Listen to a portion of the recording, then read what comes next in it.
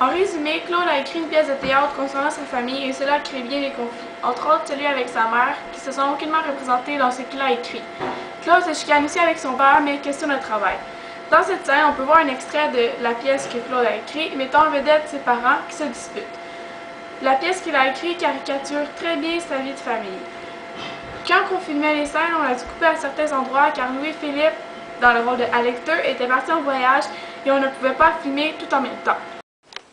Alors dans notre extrait, Claude sera joué par Alicia Quentin, Madeleine 1 par Simon Reeves, Madeleine 2 par Catherine Gilbert-Cardin, Alex 1 par Charles Hébert et Alex 2 par moi, Louis-Philippe Desaulniers. Puis t'as une belle job, t'es content? C'est correct. C'est tout ce que t'as à dire. Écoute, papa, je pense que le métier le plus plate au monde, c'est pas de changer de place qui va arranger les choses. Si tu m'avais écouté, aussi. Oh, hey, on recommencera pas ça, s'il vous plaît. On a déjà eu cette conversation-là au moins 200 fois, ça a jamais rien donné. Ça m'intéressait pas, moi, d'aller me promener dans les campagnes à l'année longue pour vendre des assurances en contrefaisant la joie de vivre et la bonne humeur. Surtout pas sur la protection, mon célèbre papa. Nous vois-tu, toi et deux, voyager ensemble? On se serait tués au bout de 2 semaines. T'aurais fini par voler tes propres ailes, tu serais bâti une clientèle, comme moi. Oh, papa, s'il vous plaît, tu me donnes la chair de poule. Mais laisse-moi te dire encore une fois que ça aurait été bien moins plate que de t'atteler pour le reste de tes jours à une machine qui te taille. Puis t'aurais vu du pays.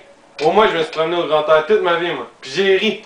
J'ai passé à travers la vie en ayant du fun. Pas en me faisant chier 8 heures par jour dans un atelier qui pue l'imprimerie. Je resterai pas attelé à cette machine-là bien longtemps. Encore tes rêves d'écrivain. Tu te fais de l'argent, mais t'es attelé à une machine que t'aimes pas. Puis tu rêves de crever de faim dans un métier qui te fera jamais vivre. Je te comprendrai jamais. Ça fait longtemps qu'on sait ça. Tu te promènes toujours avec ta petite serviette d'intellectuel pour aller travailler. Qu'est-ce que tu mets dedans? Ton lunch? Ton lunch puis tes manuscrits. Quand est-ce qu'on va avoir droit à ça? La grande révélation, hein? Dans la semaine des 3 jeudis? En tout cas, c'est de la poésie, garde-la pour toi. J'en ai assez d'entendre toi gratter de guitare dans tous les hôtels de la province où je passe. Qu'est-ce que tu prends tout de gratter la guitare de même donc d'un coup? C'est une vraie maladie contagieuse? J'ai justement été en voir un samedi soir à Saint-Jérôme.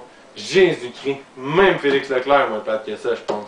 Fais-toi-en pas. Ce que j'écris n'a rien à voir avec le grattage de guitare. Ben tant mieux, ça me rassure un peu. Je pense que je te connais assez, Claude, pour savoir d'avance que ce que t'écris m'extra pas ben le poil de jambe. Mais demande-toi pas pourquoi je te demande pas de bord. Un rôti de veau? Un poulet? Un rôti de veau! Claude aime tellement ça! Ça te fait penser, vous irez fuir dans le col du char. J'ai une belle poche de blé d'Inde, le premier de l'année. Il est beau, il est blanc, il est jeune, exactement comme moi. Tu sais ce qu'on en pense de tes farces de vendeurs d'assurance, hein? C'est les farces de vendeurs d'assurance qui ont payé pour ton rôti de veau, Madeleine. Bon, ben, je pense que je vais aller prendre un bain. Ça commence à sentir le travail d'équipe. Ennuyez-vous pas trop de moi. Tu l'as vu? Oui. Comment t'as pu faire une chose pareille? J'ai eu tellement honte en disant ça, Claude. Je me suis sentie tellement laide. Laide? C'est pour moi, ça. C'est pas comme ça que je suis. Cette femme-là, même si elle porte mon nom, elle me ressemble pas. Je veux pas.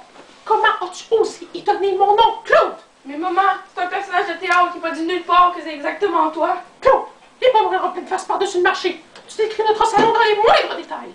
Les meubles, les draperies, le tapis de cuisine par la porte, la télévision Home. Ça se passe ici, dans notre maison. Comment tu veux que je pense que tu as voulu nous décrire, nous autres, dans les personnages? J'ai reconnu ma robe, Claude. J'ai reconnu ma coiffeur. Mais je ne me suis pas reconnue, moi. C'est pour moi ce qu'il y a là-dedans.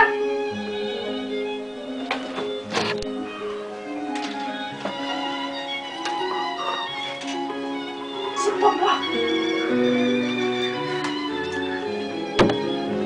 Mais c'est même pas de la musique que j'écoute. La musique que t'as mis là-dedans, je la connais pas. Et je veux pas la connaître. La musique que j'écoute, c'est de la musique simple, facile à retenir, que je peux chanter pendant que je l'écoute. T'entends ce qui joue dans la radio de la cuisine? Mais c'est ça que j'aime. Pas ton même Denson qui est ressorti de je sais pas où, de tes propres goûts probablement. Avais-tu honte de mettre ça dans ta pièce? Je comprends pas ce que tu voulu faire. Tu nous as dit, nous autres. Mais tu nous fais écouter de la musique que toi tu trouves plus belle, plus savante que celle qu'on écoute. Tu ris vous autres là-dedans, Claude. Le sais-tu? Ben non, je ris pas de vous autres. Viens t'asseoir pour moi. Je vais essayer de t'expliquer. C'est pas des explications que je veux. Il est trop tard pour les explications. Le mal est fait. Tu m'as fait tellement mal, si tu savais. Comment as-tu pu penser que j'ai déjà pensé des choses pareilles? Que j'ai déjà dit des choses aussi monstrueuses à ton père? Je sais que tu les as jamais dit ces choses-là. Mais c'est pour ça que je les ai écrites, justement. Maman, il y a des choses ici dedans qui auraient dû être réglées depuis longtemps et qui traînent encore. C'est pas à toi de décider ce qui devrait être réglé ou non entre ton père et moi? Madeleine, Madeleine, es-tu là? Je voulais pas les régler. Je voulais pas les régler. Mais je voulais que ces choses-là soient dites une fois pour toutes. Je t'attends depuis 2 jours, pis c'est pas des fleurs qui vont régler la situation. Bon, qu'est-ce qu'il y a encore? Tu le savais que j'allais loin. Je le sais, Alex. Ce que t'as été, justement. Tu sais que ça veut dire, ça? Je te l'avais dit que la prochaine fois, je pousserais probablement jusqu'à cette île. Cette île, Madeleine, tu parles pas? Non, mais Sorel, c'est juste à côté, par exemple. Cette île. Ça fait longtemps que je sais que tu couvres pas toute la province de Québec à toi tout seul, tu sais. Au commencement, quand j'étais jeune, je te croyais. Je pensais que tu voyageais partout, que t'étais le seul à faire ça. J'ai même eu la naïveté de penser que ta compagnie dépendait quasiment juste de toi. Tu donnais tellement d'importance quand tu parlais de ta job et j'ai fini par croire que si tu disparaissais, ta compagnie tomberait en faillite. Je t'aimais tellement. Pourquoi tu dis ça au passé? Tu m'aimes plus? Je t'aime encore, moi. Des fois, pour moi, au bout d'une journée, je me dis tu dois m'aimer à ta façon. Effectivement. Madeleine, qu'est-ce qu'il y a, là? Tu m'inquiètes. Je voyais bien que je te trouvais bien distante depuis quelque temps, mais je me disais que c'était une passade, que ça finirait par passer. J'ai pas le goût, Alex, d'avoir une explication avec toi, si tu savais. Mais je suis tannée de me faire passer pour une dingue. C'est rendu que je me prends moi-même pour une dingue, ça, Alex, je peux pas. Une explication? Au sujet de quoi? De tout, des tromperies, des mensonges, de cet enfiroppage-là qui était ta grande spécialité puis j'étais la seule à pas voir. J'ai écrit pendant tellement longtemps, puis j'étais tellement contente de te croire. Tu commenceras pas toi aussi à me reprocher d'être toujours de bonne humeur. Sacrément. Il y a assez des enfants qui me craquent là-dessus. C'est vrai que je veux que le monde m'aime puis que je fais tout pour. Ça fait pas de moi un chien sale. C'est pas du monde en général que je veux parler, Alex. Le monde en général, tu peux bien faire ce que tu veux avec, c'est ton métier. C'est ta job de les séduire avec tes farces plates pis tes histoires cochonnes pour leur faire signer leur nom dans le bas d'un contrat qui va probablement les fourrer. C'est comme ça que tu vois mon métier. C'est comme ça que t'en parles. Tu t'es jamais écouté, hein? T'as jamais pris la peine de t'arrêter pour penser aux niaiseries que tu pouvais dire dans une journée? C'est correct des farces, Alex. C'est des histoires cochonnes des fois, mais pas à l'année longue. Au début de notre mariage, je me disais, bon, c'est correct, ça va y passer. Jusqu'à ce que je me rende compte que t'étais toujours comme ça puis que tu serais probablement toujours comme ça. Je t'aimais trop pour m'avouer que ça tombait sur une heure. Je voulais trop t'aimer, plutôt. J'étais la seule dans la famille à avoir trouvé quelque chose qui ressemblait à de l'amour. Puis j'ai tout fait, tout, pour pas le perdre. Même rester aveugle sur tout ce que tu faisais. Mais qu'est-ce que j'ai tant fait? J'ai travaillé toute ma vie comme un cochon pour vous faire vivre toi et les enfants. Vous avez jamais eu à vous plaindre. Jamais, personne. J'étais souvent parti en voyage, c'est vrai, mais quand je revenais, on avait du fun en maison. On a ri pendant des années ici, dedans.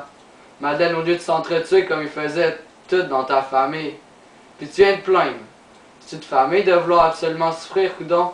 Aurais-tu aimé mieux que je vous batte quand il m'arrivait de rentrer un peu pompette, comme ton beau-frère? Quand les enfants étaient petits, leur ami rêvait de m'avoir comme père. Parce que j'étais comme un père Noël pour Mariette puis Claude. Aurais-tu mieux aimé que je sois comme le bonhomme 7 heures, puis qu'ils se sortent de moi quand j'arrivais? Ces enfants-là étaient couverts de cadeaux au lieu d'être couverts de bleu. J'arrivais ici comme un rayon de soleil, puis la rue au complet était contente de me voir. Tout le monde vous enviait. Viens pas me dire que ça t'a rendu malheureuse.